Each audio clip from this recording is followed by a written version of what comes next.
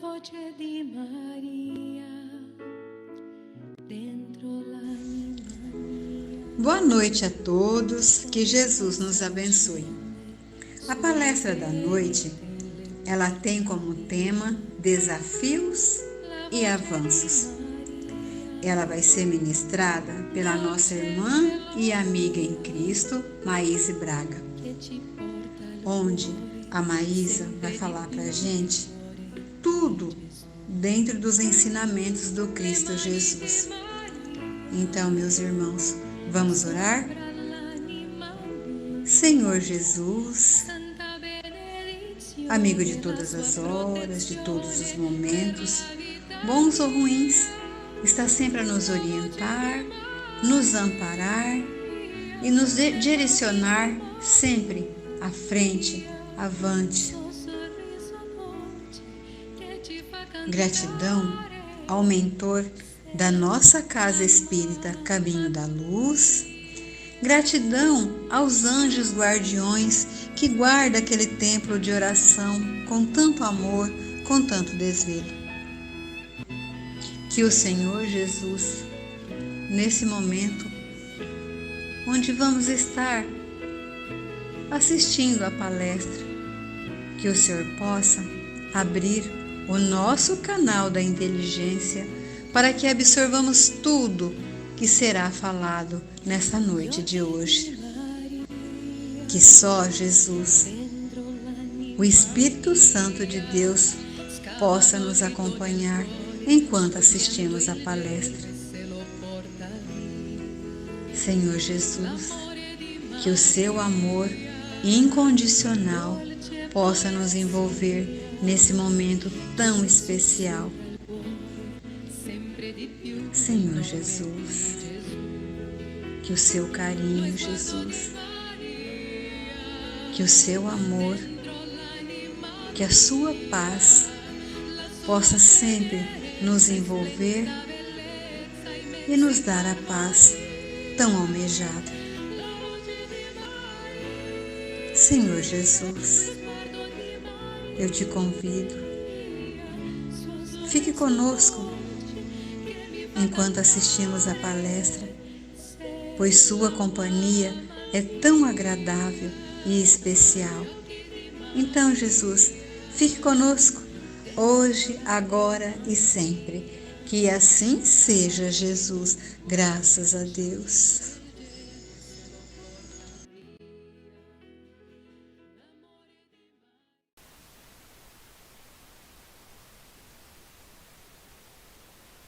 Queridos amigos do Centro Espírita Leon Denis, que pena não estar no Rio de Janeiro com vocês, mas não faltarão oportunidades.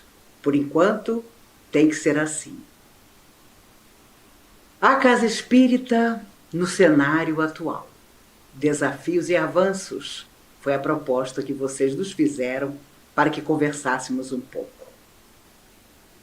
Sempre me recordo de uma história que o Chico contava, de uma amiga que ele tinha, pessoa humilde, e que a história aconteceu há muitos anos atrás.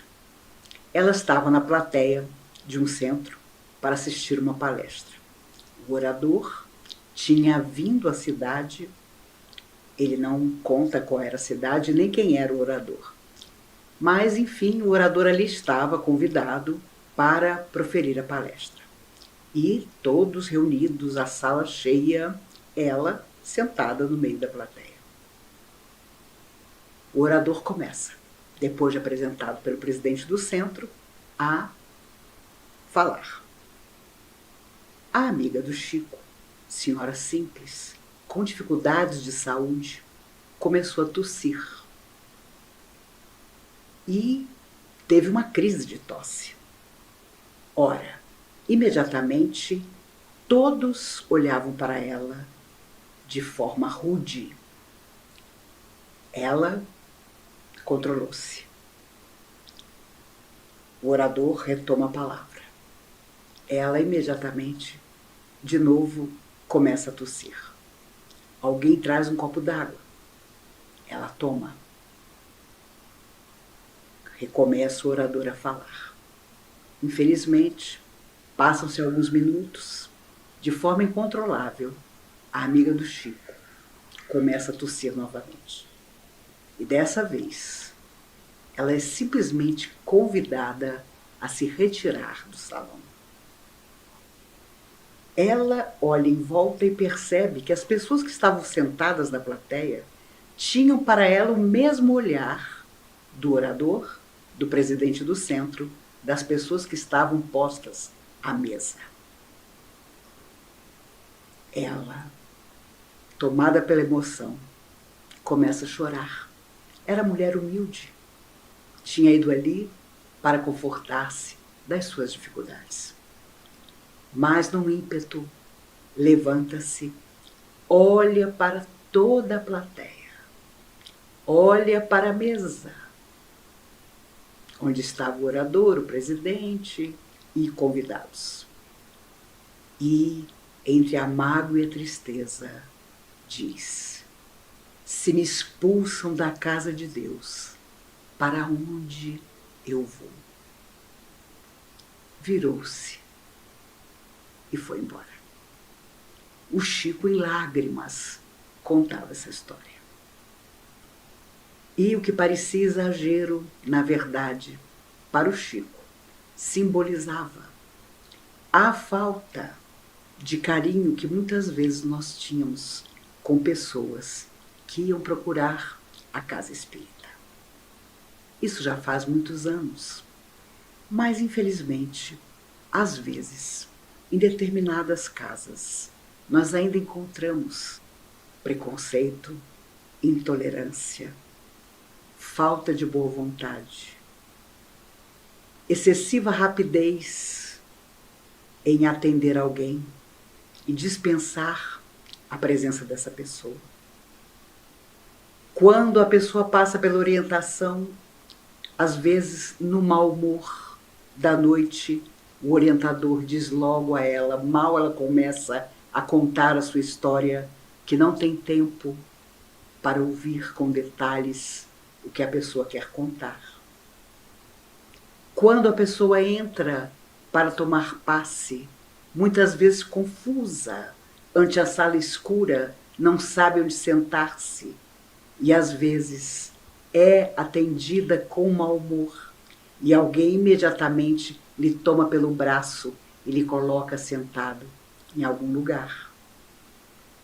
Eu estou aqui imaginando coisas que podem vir a acontecer e que numa casa que se diz espírita são inadmissíveis. Ao longo dos 48 anos em que eu faço palestra, não duvidem que já vi muita coisa. E já vi, inclusive, oradores que, de forma extremamente rude, chamavam a atenção de pessoas que estavam à plateia por um simples sussurro da pessoa. Afirmavam vários deles que tinham perdido a concentração e que iam demorar para conectar-se com a inspiração que os levava a falar para então retomar a palestra. Vi muitas pessoas sentidas contarem histórias que haviam vivenciado nas casas espíritas absolutamente inacreditáveis. Porque demonstravam que, infelizmente, para essas pessoas, elas haviam tomado contato com trabalhadores que se afirmavam modificados pela doutrina, mas que, na verdade, talvez nem soubessem o que era realmente doutrina espírita. Algo que acontece muito na casa espírita, por exemplo, é quando nós não admitimos críticas sobre nós. Trabalhadores, alunos ou voluntários. Muitas vezes alguém vem nos dizer algo, chamar nossa atenção de forma sempre educada, espera-se, para que o nosso trabalho seja ainda mais positivo e possamos corrigir alguma coisa que, não de forma intencional, estejamos fazendo que pode ser modificado para melhor. Mas se há alguém que não tolera ser criticado, é o espírita. Meu Deus! Quantas pessoas eu vi ficarem sentidíssimas e até ameaçarem não voltar mais àquela casa que o seu coração um dia havia escolhido, simplesmente porque alguém lhes dissera que elas podiam fazer mais e melhor. Os próprios voluntários do trabalho espírita muitas vezes não percebem que ser voluntário não significa fazer o que se quer. Não significa não ter compromissos. Não significa não ter horários. Não significa ir num dia e faltar em 20. Ah, eu sou voluntário. Ah, eu não recebo nada pelo que eu faço. Então posso ir quando me aprouver. Não é assim. Porque ainda que os encarnados confiem relativamente em nós e coloquem às vezes o nosso nome numa lista onde vão, teoricamente, poder contar conosco naquele dia, naquele horário, para o trabalho, os amigos espirituais contam bem mais conosco. Eles esperam que entendamos que, desde chamar uma ficha até dar uma orientação, fazer uma palestra ou dirigir um grupo mediúnico, somos todos voluntários. Trabalhadores com que a espiritualidade conta, para que todos aqueles que chegarem àquela casa possam encontrar conforto para suas lutas. Houve época, e tiro a própria Comunhão Espírita de Brasília, onde cheguei aos 15 anos de idade recém-feitos, e onde estou até hoje, houve um período em que as pessoas achavam, por exemplo, que dar passe era um trabalho menor. Então me recordo de muita gente perturbada. E quando não tinha jeito, alguém chegava e dizia: vamos colocar fulano para dar passe. Daqui que fulano se equilibre, vai demorar muito tempo. Mas fulano é amigo de Beltrano, e Beltrano é nosso amigo. E ele conta tanto que nós recebamos essa pessoa aqui. Então vamos colocar para dar passe. Ainda não pode fazer coisas mais sérias, mais importantes. Vamos colocar para dar passe. Uma vez eu contei isso à minha avó paterna. Ela se tornou espírita ainda na década de 30 do século passado, quando ser espírita e ser maluco eram praticamente a mesma coisa. E ela riu muito, porque ela foi passista a vida inteira. E ela morreu com quase 90 anos. E até muito próximo do seu desencarne, ela ainda trabalhava na casa espírita, dando passe. E é claro que, com o passar do tempo, com as obras psicografadas por André Luiz através da mediunidade ímpar de Chico Xavier, percebemos que dar passe era muito mais do que nós podíamos imaginar. Se eu contasse a vocês as coisas que presenciei em trabalhos de passe, vocês não acreditariam. Ainda na década de 70, numa época em que não se tinha tantas obras assim, víamos coisas acontecerem que achávamos inacreditáveis e que depois os espíritos, através da mediunidade de Chico e de outros médiuns, vieram relatar serem verdadeiras. Vi momentos tremendos, como certa feita quando uma jovem, num processo obsessivo terrível, com 20 e poucos anos de idade, entrou para fazer um tratamento de passes. E os médiuns em volta, cada um deles recebeu uma entidade sofredora. Todos gargalhavam e diziam: imagine nós o reencontramos, depois de muito procurar por ele, o nosso inimigo, aquele de quem queremos nos vingar. Somos muitos. Estamos aqui rindo porque, imagine, ele acha que nos engana vestido de mulher. Ele acha que nós não sabemos que é ele disfarçado com essa peruca loura. E nós, os médiuns, percebemos que aquelas entidades sequer tinham percebido o passar dos anos e que o inimigo de ontem havia voltado à Terra num corpo feminino. Entretanto, outra lição ficou naquele dia. A jovem, a hoje jovem, não mudara tanto por dentro. Tanto é que os seus adversários de ontem a reconheceram. Se ligaram novamente àquela alma imortal. Agora não mais um homem, mais uma mulher. Imagine, uma história assim daria um livro. E nós achando que dar passe é pouca coisa. Imagine você, através dos trabalhos de passe, sejam de desobsessão ou passes simples, poder cortar algemas de séculos.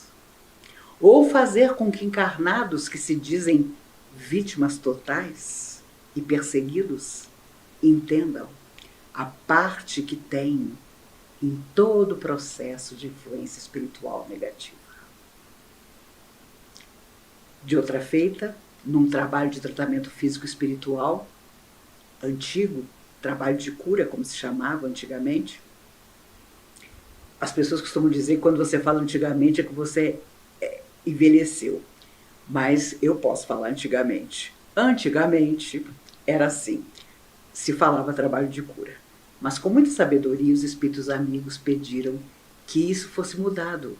Porque quando você falava, eu vou colocar você no trabalho de cura, de certa forma você, através dessa frase, estava induzindo a pessoa a pensar que de uma forma ou de outra ela ficaria curada. E nem sempre é assim. Muitas vezes vi espíritos amigos dizerem aos enfermos que por mais que quisessem curá-los, não podiam. E o impedimento vinha dos próprios doentes, que haviam deixado no mundo espiritual uma determinação para si mesmos. Eu não quero ter a cura do corpo quando estiver na Terra, porque a cura do meu espírito eterno será mais importante para mim. Mas mesmo nesses tratamentos, e principalmente neles, tão delicados, certa feita vi Dr. Bezerra de Menezes dizer que em cada processo de cura existiam 3 elementos que se juntavam e que nos centros espíritas isso podia ser efetivado de uma forma mais positiva. Eles buscavam das altas esferas do infinito os remédios. Juntavam esses remédios com todas as forças que existiam na natureza. E o terceiro e mais importante momento era a pessoa que ia receber aquilo. Era o enfermo. Se o enfermo não tivesse uma nobre atitude e uma real proposta de mudança, falhava na base o processo de cura. E eles nada podiam fazer. E aí, só de imaginar isso, você tem a explicação de por quê tanta gente ora, tanta gente pede, tanta gente acredita ter certeza de que a mão de Deus vela sobre ele, mas a cura não vem. Não vem porque, embora dos laboratórios do infinito e da natureza, infelizmente hoje tão maltratada pelo homem, venham todos os elementos necessários para que os nossos protetores, não simplesmente dentro de uma casa espírita, mas onde quer que estejamos, rogando ajuda, possam nos ajudar, o terceiro elemento somos nós. E como se diz, é aí que a coisa pega. Isso também está nas obras de André Luiz. E quando a pessoa chega à casa espírita, raramente ela vem porque ela nasceu numa família espírita. Em geral, ela vem, não importa a idade física em que esteja, pelo tormento de uma grande dificuldade. Pela solidão, pela perda de um amor. Nossa, com quantas jovens conversei que me diziam: eu vim orientar porque me disseram, e elas nunca sabiam direito quem havia dito, que tem um ex-namorado meu de outra encarnação do meu lado que não me larga, e é por isso que eu não consigo ser feliz no amor. Nas décadas de 70, início da década de 80, as histórias que o imaginário trazia para a casa espírita eram impressionantes. E é claro, ainda era uma época em que quando alguém apontava você e dizia: ela é espírita, as pessoas olhavam assim com o olhar arregalado. Hoje em dia, graças principalmente a almas maravilhosas como Chico Xavier, quando alguém te aponta como espírita, se você estiver numa festa, a festa acabou para você. Forma fila de gente para contar sonho, de gente para falar de uma tia perturbada, de gente para contar que tem uma poltrona lá em casa que desde que meu pai morreu ninguém consegue sentar, e por aí vai. E sonho, então? Nossa Senhora! Todo mundo quer contar um sonho ou um pesadelo.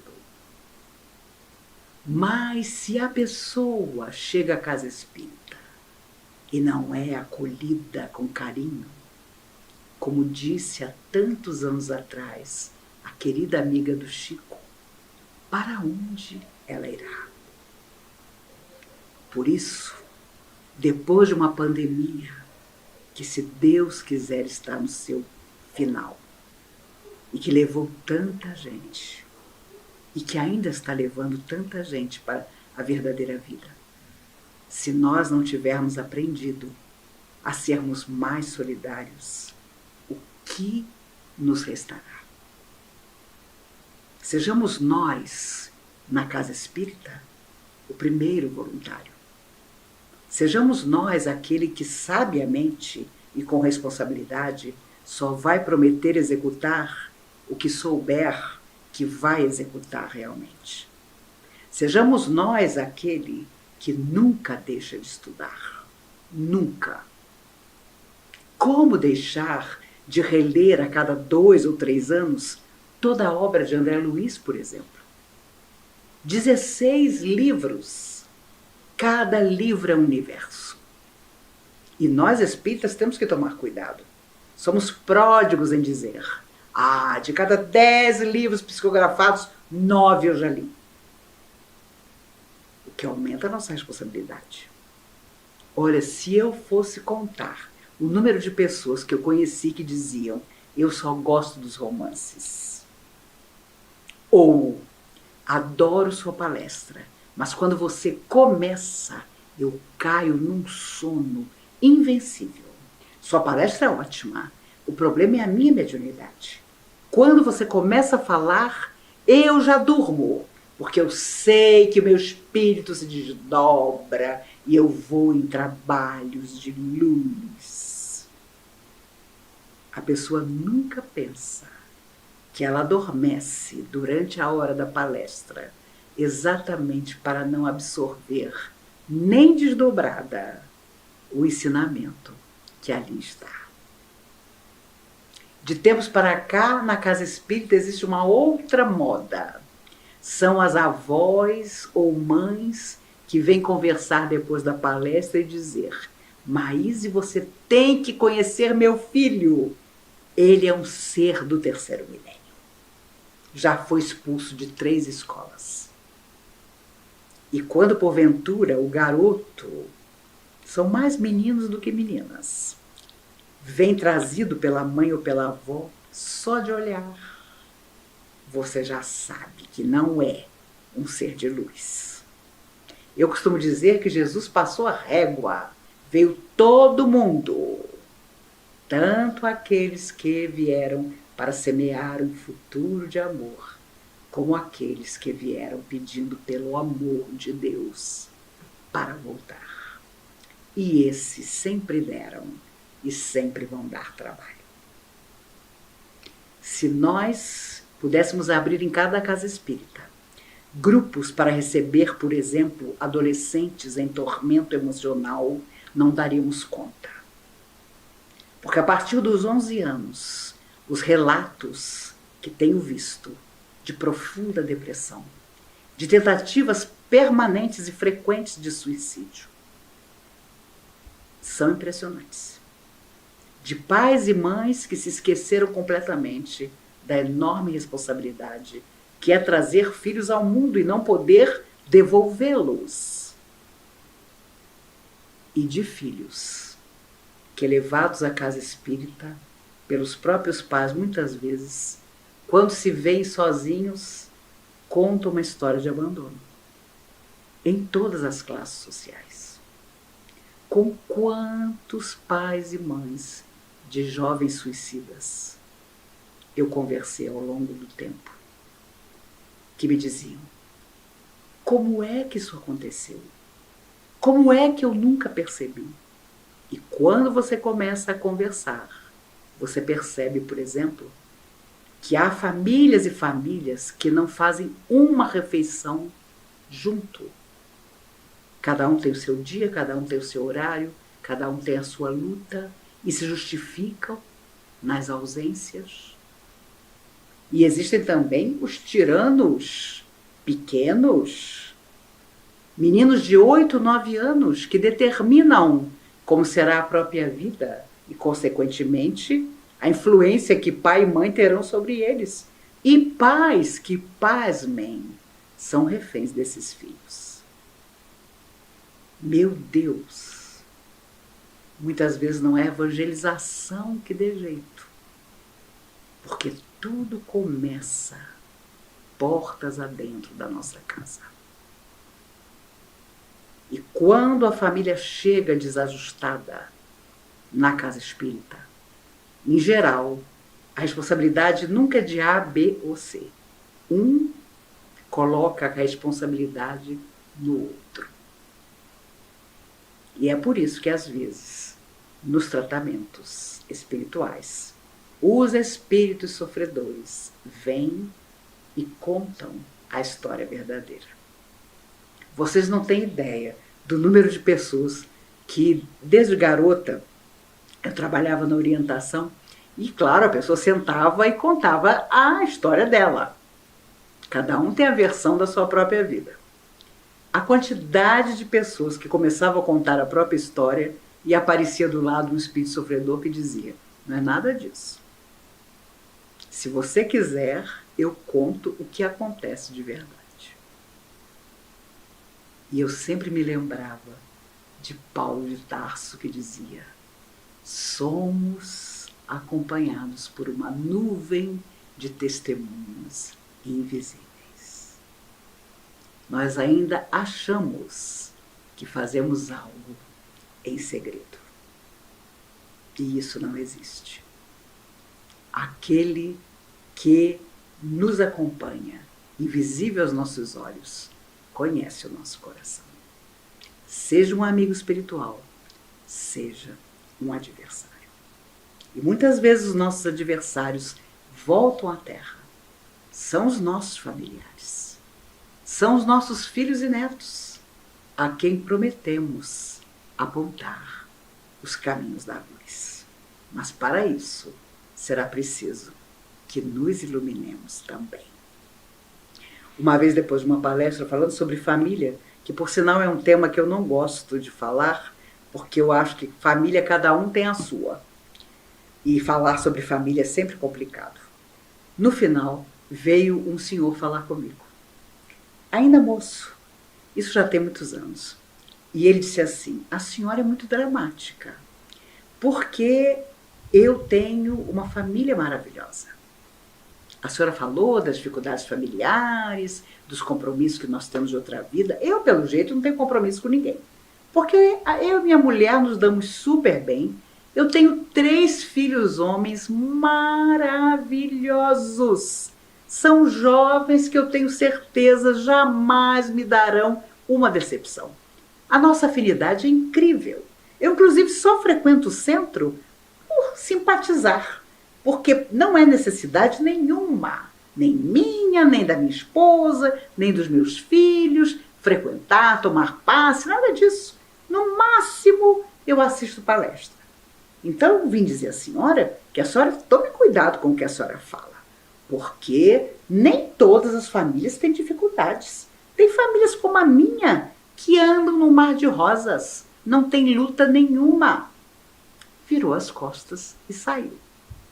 Eu me recordo até hoje de um amigo espiritual que aproximou-se de mim e disse, sabiamente, ele aguarde as noras que um dia ele vai ter. E aí eu entendi muito bem que o dia de passar por lutas para aquele moço ainda não havia chegado.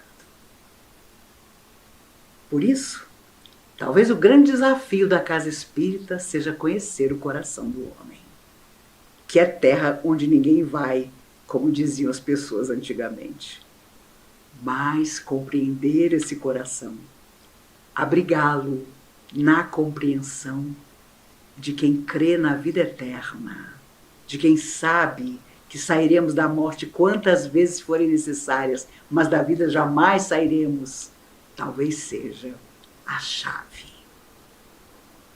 Talvez seja aí que depois da pandemia nós comecemos a encontrar ainda mais trabalho, que certamente estará a nos aguardar. O Chico costumava dizer que nunca seríamos milhões, porque depois que a pessoa melhora, depois que ela se recupera das suas lutas, dos seus abismos, e você propõe a ela trabalho, são raros os que ficam. Em geral, a pessoa diz, agora eu estou num período da minha vida em que outras coisas surgiram, mas assim que eu puder, eu volto para te ajudar. Já ouvi isso muitas vezes. Já conheci pessoas que ao longo de toda uma vida, até o desencarne, tinham sempre mais coisas para fazer do que simplesmente auxiliar alguém. Agora sou muito jovem, agora me casei, agora meus filhos são pequenos, agora são adolescentes e estão me dando trabalho, agora nasceram os netos e eu cuido deles, agora eu estou bem mais velho, preciso aproveitar o que ainda me resta de vida. E a vida passou. E a pessoa voltou ao mundo espiritual, desencarnada, deixando toda uma existência de possibilidades, sem fazer nada pelo seu próximo. Mas como nós somos mais inteligentes, e há quem diga, mais cheios de dívida, mas não pensemos só em dívida, não. Nós já nos escolhemos para as tarefas do bem, senão não estaríamos onde estamos. Defeitos, dificuldades, todos nós temos. Mas, como dizia Emmanuel através do Chico, fomos todos chamados, mas também já fomos escolhidos.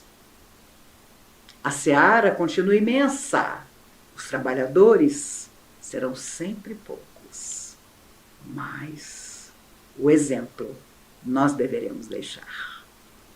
Ainda que nunca sejamos milhões, como nos alertou o Chico, seremos sempre entusiasmados. Os nossos irmãos católicos estão em toda parte. Os nossos irmãos protestantes, aparentemente também. Os nossos irmãos budistas sabiamente nos dizem que o caminho do meio é mais interessante para evitar os extremos. Com todos aprendemos. Há um provérbio chinês que eu adoro e que diz assim: as árvores querem ficar quietas, mas o vento não deixa. Não duvidemos.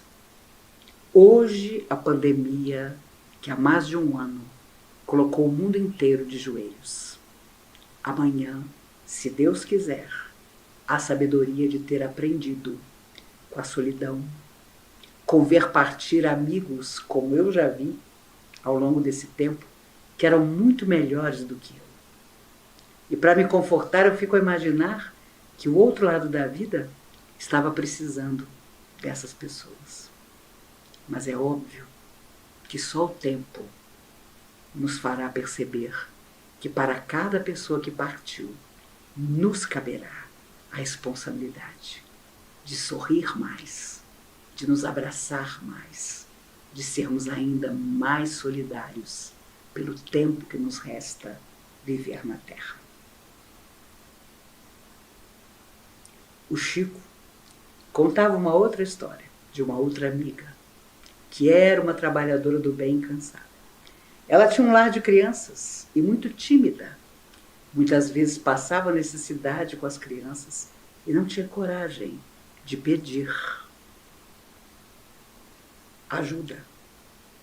E quando conseguia, de tal maneira, ela organizava aquilo que qualquer ajuda que chegava durava muito tempo. Mas ela, que era costureira, trabalhava o tempo todo para as crianças. Doava tudo de si, ela não tinha mais nada. As próprias roupas dela, as melhores, tinham sido vendidas em bazares para que o dinheiro servisse às crianças de quem ela cuidava. Era oradora, fazia pequenas palestras e falava com todo o coração. Por isso, volta e meia, os centros espíritas, naquela época antiga, a convidavam para falar. Certa noite de grande calor, na cidade onde morava, ela foi convidada a fazer uma palestra e compareceu. Naquela noite, as pessoas da plateia, do lugar que a receberia, haviam se comprometido a doar 1 quilo de alimento para as suas crianças. Ela não poderia faltar. Ela chegou ao evento simples como ela, mas, para surpresa de todos, num calor abrasador, trajando um casaco pesadíssimo. Ninguém entendeu nada. As pessoas estavam com as roupas mais suaves que podiam ter colocado. Ela chega com aquele casaco super pesado, vai até o púlpito. As pessoas já começaram a passar mal só de vê-la vestida com aquele casaco. A prece foi feita, ela começa a falar e o calor se intensificou. Era um lugar simples, uma casa espírita simples, não havia nem ventilador. Chegou uma hora que alguém da plateia a interrompeu. Dona fulana, me perdoe, mas nós aqui da plateia que estamos ouvindo a senhora estamos passando mal com esse calor. Por favor, tire o seu casaco. Eu não estou conseguindo me concentrar vendo a senhora com esse casaco fechado até o seu pescoço. Ela titubeia por um instante, mas outros da plateia insistem, como o rapaz. Enfim, ela desabotou o casaco e o retira. Para a vergonha dela e surpresa de todos, ela trajava um vestido de uma simplicidade absoluta, mas com uma característica. Havia pedaços de cores diferentes, de tecidos diferentes sobre o vestido. Silêncio absoluto.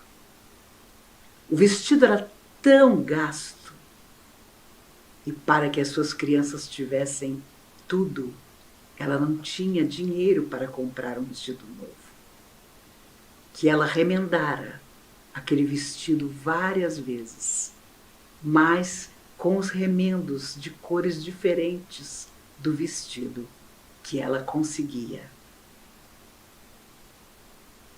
Nem preciso dizer que ela era amiga de Chico Xavier. Mas passou por esse constrangimento. Felizmente, hoje não é mais assim. A casa espírita, ainda que em sua simplicidade, e simplicidade não significa que os bancos devem ser tão duros que a pessoa mal consiga concentrar-se para assistir uma palestra. Na simplicidade de receber o outro com todo o nosso carinho, nós estaremos sendo espíritas com a nossa atitude. O desafio é o que Jesus nos propôs: amar a Deus acima de todas as coisas e ao próximo como a nós mesmos. Os avanços dependerão não da doutrina em si, porque ela é um corpo de leis extraordinário, mas de cada coração, de cada pessoa que puder afirmar: a minha atitude é espírita, o meu linguajar é espírita, o amor que eu tenho pelos outros é espírita, o meu pensar é espírita, a caridade que eu faço é espírita, o esforço que eu faço, não simplesmente para passar por todas as fases de estudo, mas para que cada uma delas simbolize uma real transformação. E não duvidemos, um dia vamos perguntar: o que nós fizemos da fé que tínhamos, daquilo em que acreditávamos? Ah, você morava no Rio de Janeiro? Qual era o centro que você frequentava? Ah, o Centro Espírita Leon Denis. Leon Denis! Então o mentor espiritual do centro que você frequentava era Leon Denis. Essa alma magnífica que é Leon Denis. Uma vez Kardec perguntou aos espíritos: se eu não tivesse aceitado o convite de codificar a doutrina, como vocês fariam? E os espíritos tranquilos mostraram uma lista de 10 nomes. O primeiro da lista, após o professor Rivaio, era Leon Denis. Vocês sabem, o sonho de Leon Denis era conhecer Kardec pessoalmente. E houve um dia em que tudo concorreu para isso. Tinham dito a ele que se ele encontrasse a porta da casa de Kardec fechada e tocasse a campainha e ninguém atendesse, com certeza o professor Rivaio estava na parte de trás, onde havia um quintal. E Leon Denis, então, ao não ser atendido, vai pela parte de trás. Vê um portão de madeira que, certamente aberto, levaria ao gramado do quintal. Mas quando abriu, viu Amélie, esposa de Kardec, sentada num balanço pendurado na árvore, sorridente. E o professor Rivaio lhe oferece uma fruta e os dois sorriem, enamorados, num momento tão raro de carinho e de calma. E Leon Denis, tímido, não querendo interromper aquela verdadeira pintura, fecha o portão e vai embora. Nunca mais teve oportunidade de conhecer Kardec pessoalmente. Era Leon Denis dessas belezas que nós, com certeza, frente a Kardec, não teríamos, talvez. Íamos logo abrir a porta e dizer: "Oh, como vai? Tudo bem? Sou Leon Denis, vim aqui para lhe conhecer." Mas Leon Denis simplesmente, suavemente, fecha o portão e parte, para não interromper a cena idílica entre o casal. Meus amigos, quem sabe não seja esse um exemplo que devamos guardar em nossa alma. Quando alguém chegar à casa espírita, e porventura for a nossa noite de voluntariado, estivermos ao balcão ou à porta para receber quem chega, que com suavidade recebamos essa pessoa, com suavidade e interesse. Como vai, meu amigo? Boa noite. O que lhe traz aqui? E se a pessoa enumera a sua dificuldade, vamos falar a ela de quantos dias de trabalho a nossa casa tem, de quantas oportunidades ela pode ter para primeiro ajudar-se, para então ajudar. Lembram-se quando o senador Públio Lentulus, tão orgulhoso, vai procurar Jesus à noite? Está lá no livro há 2000 anos. A filha doente, e ele queria a cura da filha para casá-la com um homem horrível, mas era do seu interesse. Ele então procura por Jesus. E sem conseguir saber onde Jesus estava, ouve-lhe a voz: Tu me procuras, senador? Seria melhor se me procurasses de dia. Impactado por aquela frase, o senador percebeu que Jesus lia sua alma e sabia do seu orgulho. Sabia que jamais, como senador, ele procuraria Jesus de dia, porque tinha medo de ser visto, procurando o Nazareno para pedir alguma coisa. Muitas das pessoas que vão à casa espírita vão envergonhadas, vão com medo, vão receosas de não encontrar solução para suas dores. Percebamos tudo isso. Tenhamos os olhos de ver, os ouvidos de ouvir e, principalmente, o coração de entender. E tenho absoluta certeza de que não haverá desafio que, como trabalhadores do bem, nós não possamos vencer. O grande avanço será que todos juntos mudemos o mundo, mudando a nós mesmos. E as gerações que vierem depois da nossa, com certeza, vão fazer o que faltar. Mas vão guardar na lembrança o nosso esforço, a nossa boa vontade, o nosso carinho. Se algo eu pude desejar a todos nós, a vocês especialmente, é que, mais do que frequentar a casa espírita, levemos a casa espírita dentro de nós, onde quer que nós estejamos. Que alguém sempre nos pergunte: qual é a sua religião? Em que você acredita? Eu reparei o seu jeito diferente. E nós vamos dizer com satisfação que somos adeptos e enamorados de uma doutrina que nos diz que somos eternos. Isso já é felicidade. Sejamos bons, como dizia Eurípides Barçanufo, e depois seremos felizes. Que Jesus nos guarde, que nos abençoe, para que possamos guardar e abençoar a todos aqueles que chegarem à casa espírita e também ao nosso coração. E que um dia, quando nos encontrarmos presencialmente, tenho absoluta certeza, tanto eu como vocês estaremos ainda melhores do que estamos hoje.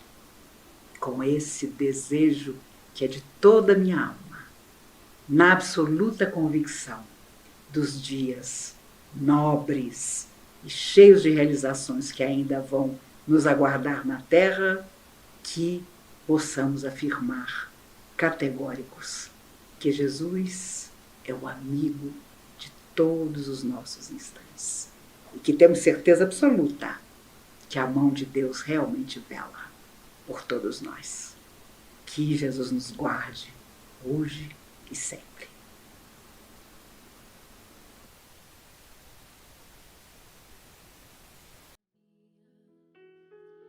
La voce di Maria, dolce melodia.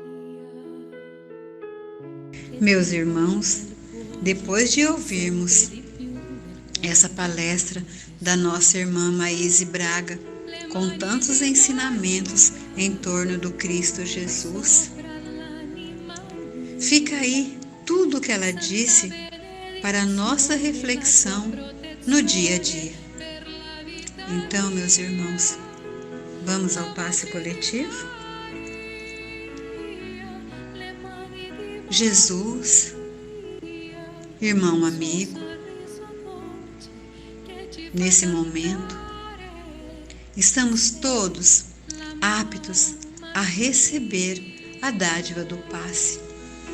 Passe esse que será luzes nas nossas vidas, que será cura, que será amparo e que será bom ânimo. Jesus amigo, nesse momento onde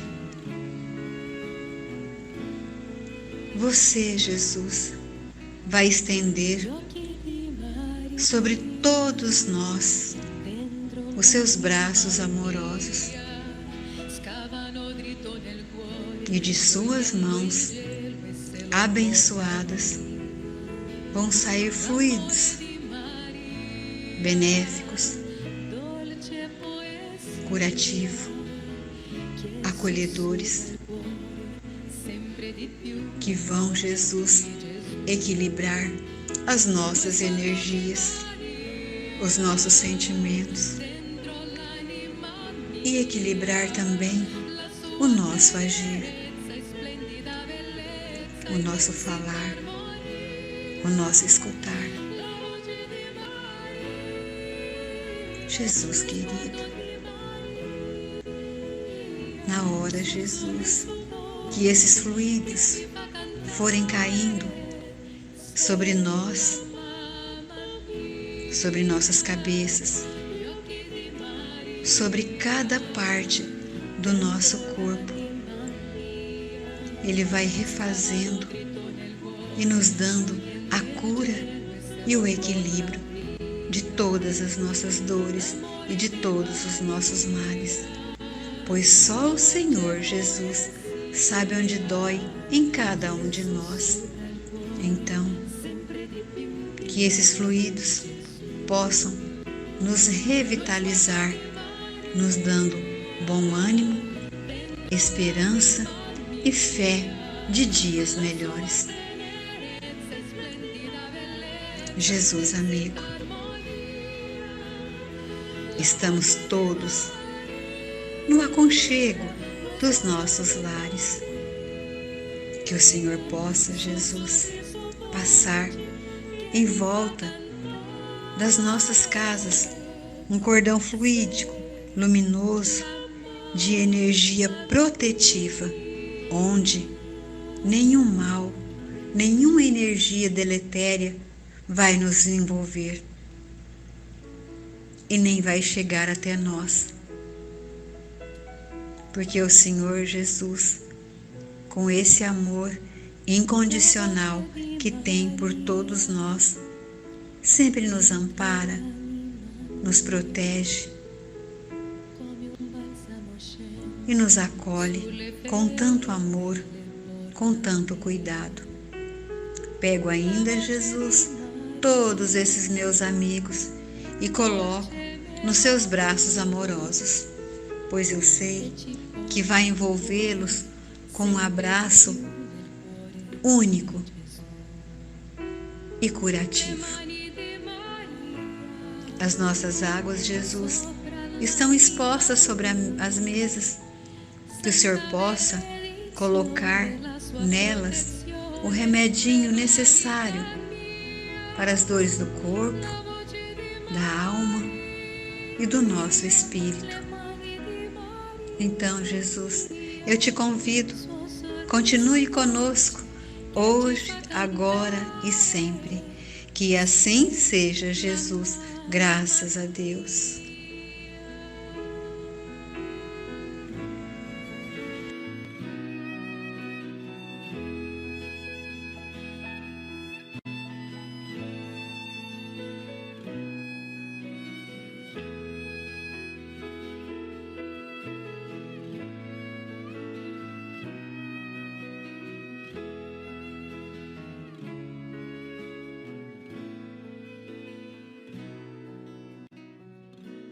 querida.